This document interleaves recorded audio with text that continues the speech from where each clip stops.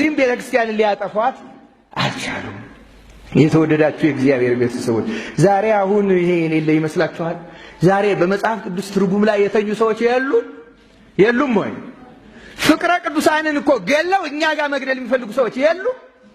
የእመቤታችን ክብር ከህሊናቸው እጥብ ጥርቅ አድርገው አስወጥተው ክደው ከእኛ ማስወጣት የሚፈልጉ የለም?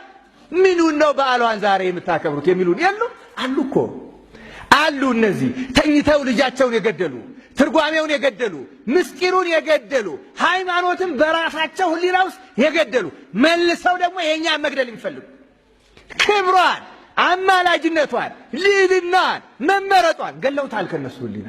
እወቁ፣ በእውነት ነው የምነግራችሁ።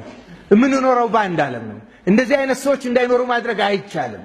እንዳይኖሩም መስራት የተከለከለ ነው። የሚቻለው የራስን ልጅ መጠበቅ ብቻ ነው። የራስን ሃይማኖት መጠበቅ፣ የራስን ትርጓሜ መጠበቅ፣ የራስን ቤተክርስቲያን ትውፊት መጠበቅ፣ በዓል አከባበሩ መጠበቅ። እነሱ ከህሊናቸው የገደሉትን ነገር ከኔ ህሊና መልሰው ሊገሉ ሲመጡ አልሰማም። ሃይማኖቴን እጠብቀዋለሁ። ልጄን አልገልም። የኔ ልጅ ከኔ የወጣው ሃይማኖቴ ነው፣ ማንነቴ ነው፣ ኦርቶዶክሳዊነቴ። አልገለውም። ይሄን በእውነት ዓለም ልትገለው ትፈልጋለች። ኦርቶዶክሳዊ ማንነታችንን፣ ባህላችንን፣ ስርዓታችንን፣ ትውፊታችንን። ጨካኝ ናት፣ ርኅራኄ የላትም። ይከፈል ይባል ይከፈል ነው የምትለው። ለእኔማ ይሁን ለእርሱ አትፈልገውም እኮ ያቺ ሴት ታውቃላችሁ። ሁለተኛው ልጅ ያለችው እኮ እንደዛ፣ ለእኔማ ይሁን ለእርሱም አይሁን። እነዚህ ሰዎች እኮ ለእነሱም አይደለም የሚፈልጉት እኮ፣ ለእኛ እንዳይሆን፣ ለእኛም እንዳይሆን፣ ለቤተ ክርስቲያን እንዳይሆን፣ ለክርስቲያኖች እንዳይሆን፣ ለእውነት እንዳይሆን። የእመቤታችን ክብሯ ለብዙ ሰው ላይገባው ይችላል። ሊቃውንት ግን ተርጉመዋል። ትርጓሜውን የተኙበት ስላሉ አንደነቅ። ቅዱስ ጎርጎርዮስ ጥበብ ሐነጸት ላቲ ቤተ ወአቀመት ላቲ ሰባተ አዕማድ የሚለው መጽሐፈ ምሳሌ ምዕራፍ 9 ቁጥር 1 ጀምሮ ሲተረጉም ብዙ ትርጓሜና ምስጢር አለው።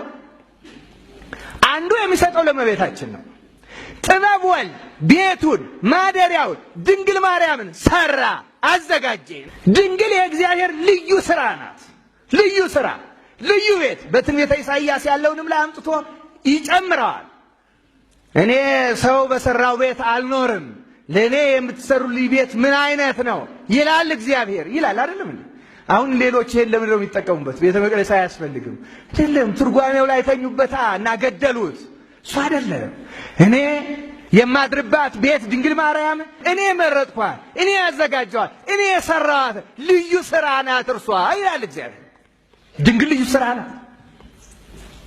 ተኙበታ፣ ትርጓሜውን ገደሉት ከህሊናቸው ሃይማኖቱን። ድንግል ልዩ ናት።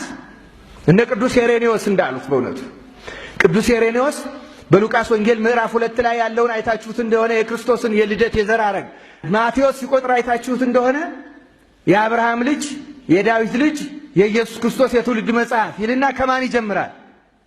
ከአብርሃም ነው የሚጀምረው አይደለም? ወደ ታች ይመጣል። ሉቃስ ግን እንደመሰላቸው የዮሴፍ ልጅ ይልና ከዮሴፍ ወደ ኋላ ሄዶ የአዳም ልጅ የእግዚአብሔር ልጅ ብሎ ይጨርሳል። ከኋላ ተነስቶ ወደ የት ሄደው? ከፊት ተነስቶ ወደ የት ሄደ ማለት ነው? ወደ ኋላ። ይህን እንዲህ አድርጎ ያጻፈው እግዚአብሔር ነው አለ ቅዱስ ሄሬኔዎስ። ለምን ትሉኝ እንደሆነ ፊተኞች ኋለኞች፣ ኋለኞች ደግሞ ምን ይሆናሉ?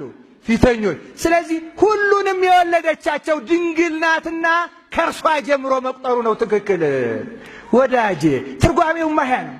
እርሷ የሁሉም እናት ናት፣ የሁሉም ወላጅ ናት። እግዚአብሔር ልዩ አድርጎ የመረጣት ያዘጋጃት። የእሷ የልደት በዓል ካልተከበረ የማን ይከበራል በእውነት? ስለዚህ ልደታቸው መቆጠር ያለበት ከድንግል ማርያም ልደት ጀምሮ ነው አለ ቅዱስ ሄሬኔዎስ። የእሷ መወለድ የነ አዳም ልደት ነው። የእሷ ልደት የነ አብርሃም ልደት ነው። የእሷ ልደት የነ ዳዊት ልደት ነው። የእሷ ልደት የነ ሶሎሞን ልደት ነው። የእሷ ልደት የነቢያት ልደት ነው። የእሷ ልደት የአበው ልደት ነው። የእሷ ልደት የሁላችን ልደት ነው። በእውነት መቆጠር የጀመርነው ከእሷ በኋላ እንደ ሰው የታየ ነው። ክብራችን የተመለሰው፣ ማንነታችን የታወቀው፣ አምላክን ሰው ለመሆን ከስጋዋ ስጋ ከነፍሷ ነፍስ ይነሳባል ብቁ የሆነች ፈቃዷን አውቆ ነው።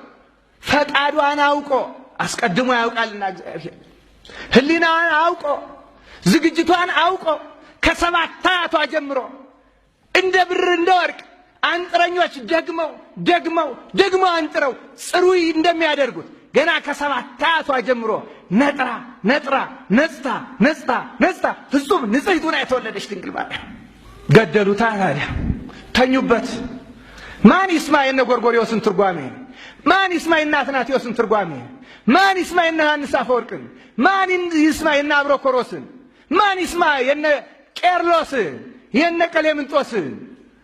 ማን ይስማ? ተኛበት አለ። ገደለ ከህሊናው፣ አጠፋ ከቤተ ክርስቲያኑ። ደግሞ እኛን ሊያጠፋ ይፈልጋል። የተወደዳችሁ የእግዚአብሔር ቤተሰቦች ዛሬም ዓለማችን እንዲሁ ናት። የራሷን ትምህርት፣ የራሷን እምነት፣ የራሷን ትርጓሜ ገላ የእኛንም ልትገል ትፈልጋለች። ሳንናወዝ ልክ ያች ሴት ልጇን ጠብቃ የኔ ነው ብላ እንደጠበቀችው እኛም ትርጓሜያችን ጠብቀን በሃይማኖታችን ለመጽናት ያብቃል።